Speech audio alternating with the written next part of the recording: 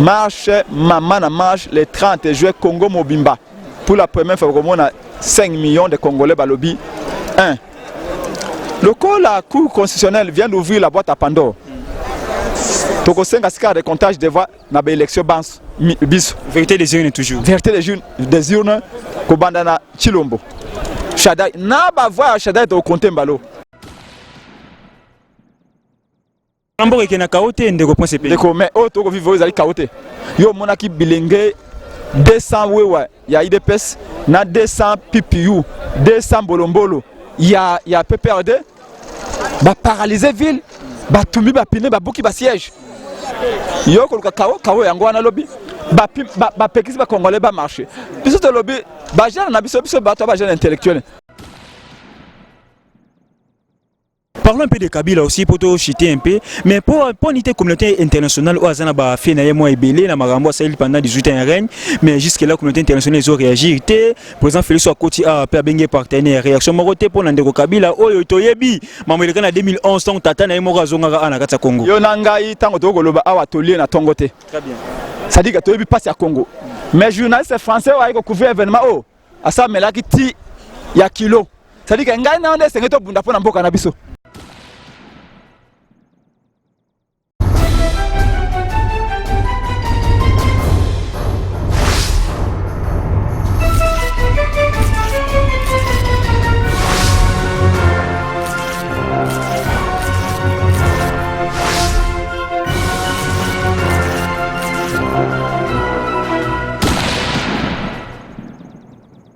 Bonjour Bandeo Balandia Club.com, merci parce que vous avez besoin de partout. En tout cas, tous abonnés na séance à manifestation ya Bandeko Alamuka ou ba ko réclamer bon bateau na bango na katako constitutionnel par rapport à l'injustice sur Salema qui actualité za moyebele Martin Fayulu aussi à ça qui point de presse dernièrement justement pour le côté mais la bongo musala oku eza osala ya mabe nyonso wana ezaka rapport le rotombola etemboke qui toujours du colo le tous ana sengo ya mapona bino moko ya bana mboka ya Lamuka moko ya ba cadre ya Lamuka moko ya ba communicateur ya Lamuka o bazala qui vraiment à l'abri ya marche ya lelo oyo bazaki penza na héros dans l'ombre pour na été makambo sami lelo sala mapenza na moi mutu ya makasi za bongo monsieur Prince Pengi oza invité na biso lelo na kati ya club.com. Bonjour monsieur Prince Pengi. Bonjour ndeko. Bonne santé. Santé ali malam. Monsieur Prince Pengi santé ali malamu mais ndenge ni mboka na biso Congo. Mboka ezali mabe. Soko boninga awa sekeli ko lakete mboka yali ko tambola mabe koleka. Obi Van Bilsen tango toko bonga mapona okota na lipanda lobaki ete après indépendance et kozala le kola avant indépendance. Sikawa na Congo malgré volonté ya peuple pour un changement, malgré volonté ya peuple pour une alternance ya solo. Après ba élection le 30 décembre 2018 et commis le kola avant élection le 30 décembre 2018. Et donc le kola patriote obligation à biso ezali il y a qu'à trouver solution pour notre peuple. Cafouillage total, misère absolue, souffrance, désespérance, confusion institutionnelle, tout ça à cause de deux personnes, Chilombo et Kabila, qui ont décidé d'ignorer la volonté exprimée par notre peuple. Monsieur Prince Pengi lelo tozomona besoin na kati ya coalition Lamuka ndenge nini coalition zali kotambola nanu bandeko banali bazolanda de partout na club.com ba yo kana no version ya yo etant que moko ya ba cadre Lamuka ezotambola ndenge nini olandaki tata mokonzi ekolo Congo lobi na déclaration asalaki na point de presse ya lobi na Faden azalaki na simana yebo monaki ba député bans ya coalition Lamuka ezala ya ensemble ezala ya MLC ezala ya dynamique de l'opposition ezala la nouvelle élan. Déjà le fait que les députés Banso si Matata Mokonzeko Martin Fayulu pour na koloba ete le 30 juin marche de vérité à Kafuka avec Yala. Lelo soko moni bato basangani awa na Cour constitutionnelle ezali Tata Mokonzeko Martin Fayulu lulinga solo ki na bande kona ya présidium ya Lamuka de abengisa ki biso to ya yango moni événement à Kafuka donc coalition ya Lamuka et comme outil à peuple coalition Lamuka ezali kambo ya moto moko te et comme des outils à combat pour la libération ya peuple donc coalition Lamuka et Ali Malam. Motakoza na point de vue naye, oye bimili banda, il y a aspiration à peuple, biso ba communicateur la muka to na obligation ko zongisa ina nzela to zongisi bato banso na nzela sika to kokenda moto akobima na nzela ko lobasi to kendo ko lia na Félix to kendo kota libenga Kabila to lobana ye to boyi makambo iwana pe to zongisa ina nzela lelo soki la muka yali ko exister et yali pona combat ya vérité lelo vérité da taper bato banso au moins le ko to la vérité pe to mo pe ndo IDPS balandi bino na IDPS alobi vérité des urnes pour la vérité alika ka vérité ndeko lolenge papa lutu balobaka mondela asali mandoki pona koboma nyoso mais pona koboma vérité mondela kokite vous connaîtrez la vérité et la vérité va vous affranchir maponomi masame na Congo ezalaki maseki malgré tricherie ezaki planifié par Kabila peuple a déjoué jeu à Kabila mais lelo to komona moto msusu akambekolo na fraude bato msusu bakomi na parlement ba invalider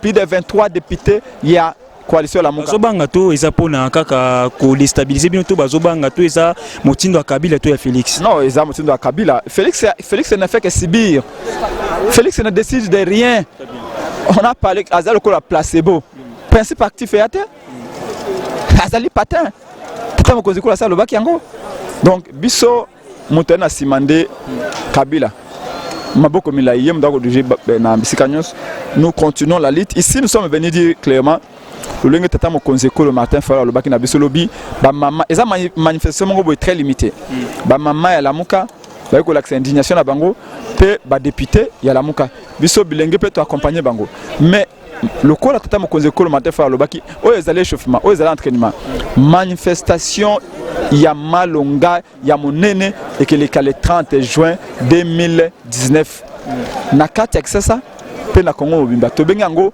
marche de vérité pour na ko exiger un recomptage de voix et les mêmes présidentiel pe susu on de kotoko banda na maponome ya Chilombo on amboka ke na kaote ndeko point CP ndeko mais o to ko vivre ezali kaote yo monaki bilenge 200 wewa ya IDPS na 200 PPU 200 bolombolo ya PPRD ba paralyser ville ba tumbi ba pine ba buki ba siège yo ko kawo yango wana lobi ba pekisi ba congolais ba marché biso to lobi ba jeune na biso ba jeune intellectuel to ko bimate bambolombolo wana ya PPRD bana malongi wana so bank sabino te parce que le ba bimaki belé ko mais qui ça au boss qui ça 70% to 70% bana ça ba ali na lamuka biloko ba ko sala na Gombe awa ba ko sala ngo na limiter na 10e heure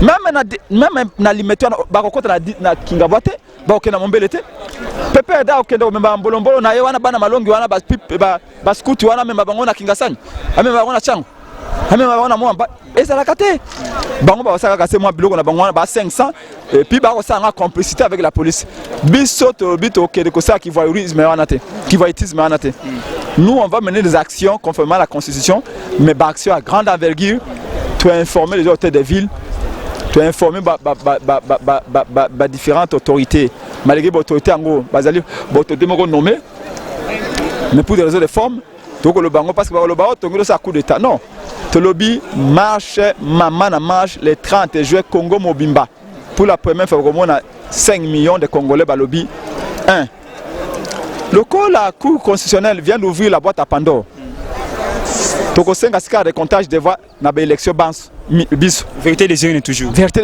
des urnes ko banda na Chilombo Shadai na ba voix Shadai to compter mbalo ba voix tata mokonzi ko Martin Fayulu tino ba voix ya Godempoi yena manke yé passé na makati wana anga pe ba voix na bango na lobi ah ouais ya kamonde parce que la cour a remis tout en cause mais Godempoi ba votaki quand même d'accord mais na lobi mais ko a lobi Raphaël Kibuka MLC ngana mwana alimete na ikanda alimete Raphaël Kibuka ramasser ba voix le quoi mudako ramasser banguba mais azali invalidé pourquoi c'est pour vous dire que comme la cour vient de dire qu'elle doute de tout eh ben nous doutons de tout même des doutes même yo ndo interroger ngabo peut-être que za na angolais ngana yebité ça dit que cette fois-ci nous allons commencer par les élections présidentielles on va recompter les voix les élections provinciales les élections législatives et ceux qui doutent ils allaient voter to ko nota pe ba nationalité pe ya ba acteur ya ba politique nyoso tout celui qui a été candidat faut ba nationalité na ye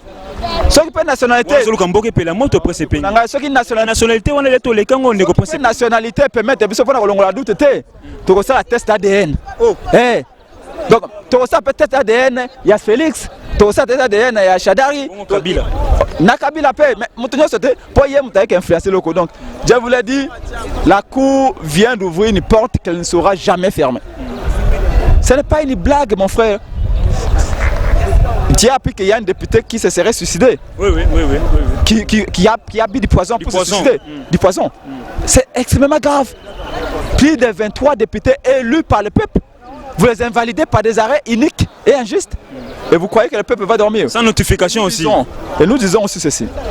Quand nous sommes rendus à la cour, le matin, pour le comptage de voix, nous avons reçu une fête de non-recevoir.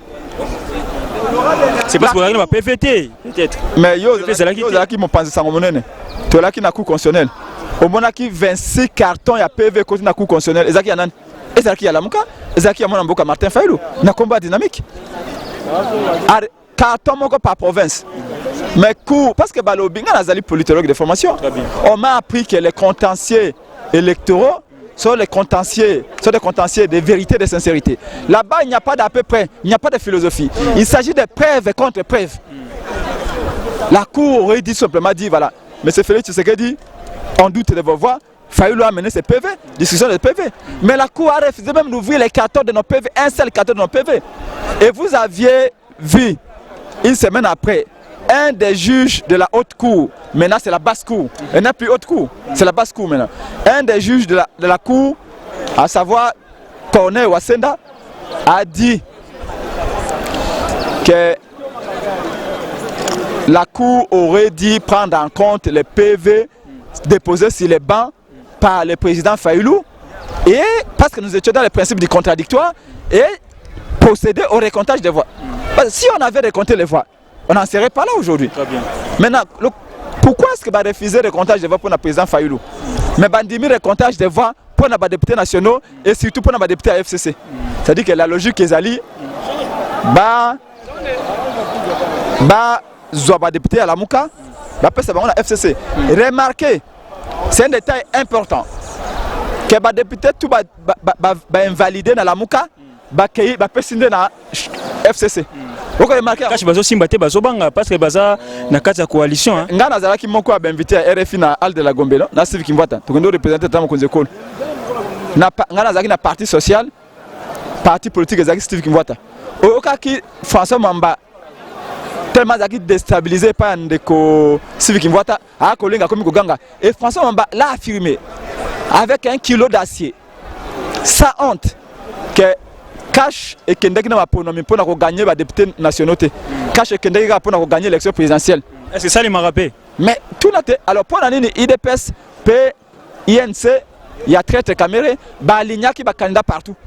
Ceux qui ambitionnent à Bango, ils allaient gagner les députés nationaux. Mais c'est changé. La Zassou 4 Moto, le col à François Mambazak a affirmé na Al de la Gombe devant Juan Gomez, peu plus de 1000 jeunes Congolais Bayaki avant-hier que Cash et Kendeki n'a pas pour gagner les députés nationaux. Donc c'est pour dire que Cash a un programme, Cash est que même Abisso vers l'inconnu et puis de lobby marche le 30 juin. Ndeko to komaliste ya Congo. Toko senga récomptage de voix à tous les niveaux. Pourquoi? Siko de repos c'est bien pardon to sur les lots moboui. Ndeng les lots bozo pesa cours confiance té. Mais nini to iko sala na ministre poto bima la crise politique za siko na katamboka na biso. Est-ce que faut que y ait une transition moko oyo bana mbo ba iko sanga na po ba fanda bataille la marambo parce que soto na récomptage de voix ndenge zo senga wana oyi bien que ko sala maloma malonga té. Mais solution nini obino la muka boza ko kanisa ko sala pote mboka elonga na crise oyo to sala ngolé. La solution c'est que M. Chilombo doit démissionner. Il doit démissionner, moi je en faveur de FCC. Oh, quel FCC? Aude. Alors qu'est-ce que vous voulez? Ndeko batonga mboka na mensonge té. Batonga mboka na mensonge té. Ces messieurs-là a poignardé les Congolais dans les dos. Qu'est-ce que nous disons? Les arrêts de la Cour, selon la Constitution, sont rendus au nom du peuple. Au nom du peuple. C'est-à-dire que seul le peuple a le pouvoir de contester les arrêts de la Cour. Et par ailleurs, dans la même constitution, il est dit que la souveraineté nationale appartient au peuple. Si maintenant les arrêts de la Cour sont rendus au nom du peuple. Et que le peuple se rend compte que les arrêts tels qu'ils sont rendus par la Cour ne reflètent pas sa volonté. Ceci entraîne comme conséquence, le peuple peut s'opposer et rejeter ces arrêts. C'est ce que le peuple peut venir faire aujourd'hui. Est-ce que vous pensez que vraiment 9 personnes, 9 juges, dont par ailleurs on ne sait pas comment ils ont été nommés, peuvent être au-dessus de tout un peuple? C'est base de quoi les juges procèdent à ces invalidations? Est-ce que tu peux expliquer ça? Le peuple choisit, c'est-à-dire qu'aujourd'hui on peut dire les peuples proposent, mais Kabila et ses juges disposent. Mais pourquoi on dit toujours Kabila? Mais parce que, papa, quand un homme arrive jusqu'au point de nommer un président, c'est-à-dire qu'il est devenu Dieu le Père. On peut nommer un administrateur du territoire, on peut nommer un premier ministre, mais arriver jusqu'à nommer un président public. Kabila a nommé qu'on nommé. Alors, donc il faut en tirer les conséquences. Mon cher, moi, je refuse d'appartenir à une génération qui va cautionner cette tricherie. Moi, Prince Epenge, de ma part, j'allais dire à mon nom, avant de parler au nom de la Mouka. Mais parlons un peu de Kabila aussi, pour te chiter un peu. Mais pour l'unité communauté internationale, où Azana a fait Naïmo et Belé, la Marambo Sahel pendant 18 ans règne, mais jusque là, la communauté internationale, ils ont réagi. Par exemple, Félix Wakoti a permis partenaire. Réaction Moroté pour Nandeko Kabila, oh, Toyebi, Mamelika en 2011, tant Tata Naïmo Razonga à Nakata Congo. Yonangai, tant que Togoloba, a atelier na Tongote. Très bien. Ça dit que Toyebi passe à Congo. Mais journalistes français ont couvert l'événement. Oh, à ça, mais là, qui y a kilo. Ça dit que Ngaïna, on est un peu de pour Nambo Canabiso. Et ça dit journaliste français. Rouani Gomez a une émission c'est toi et moi qui souffrons. C'est toi et moi. Dès temps, dans une université, dans une bourse, c'était. Ben, jeune français, dans la bourse. Mon frère, Félix n'amènera rien du tout. N'entendez rien de Félix. Papa, le peuple d'abord. Mais peuple d'abord, quand papa c'est que nous sans peuple d'abord. Tant que cardinal Mosengo Alobaki, ce que Félix c'est que dans Dimaka, défaite naïe. Des régimes à Bilingo Kouya Lokola, au moins sac a pas embêté les magatins, Ngokouya Lenge Iwana. Mais Mota Salé a fait sa Bekina Kabila. Et ça dit Chilombo. Le Lenge Moko Badibanga, Chibala avant lui. La personne qui Bekina Kabila. C'est pas la niga l'union la Chibala na Badibanga. Donc, Toko la communauté internationale était Tala Bilinga Congo. Donc, on a monté Gesika, Bilinga Congo. Balobé a venu. Tata me conseille le matin, faire le lobby lobby. Et te boya comme marché. Consprimer volonté d'abino. Mais les lobby Bilinga Baye. Balobi, ton vote qui président Fayoulou. Ton lingue, c'est quand tout le monde a vérité dans la on a pas le son, on a l'image. Comment on a Bilinga Congo. La vérité dans Yangoana. Tu vas continuer l'ITO jusqu'au bout. Jusqu'à la démission et au départ du régime Kabila. Ça, tu peux compter sur nous, dans le respect de notre constitution. Merci beaucoup de vous. Merci de vous. Oui, Bandeo Balanda Club.com, tu as commis la souka na émission.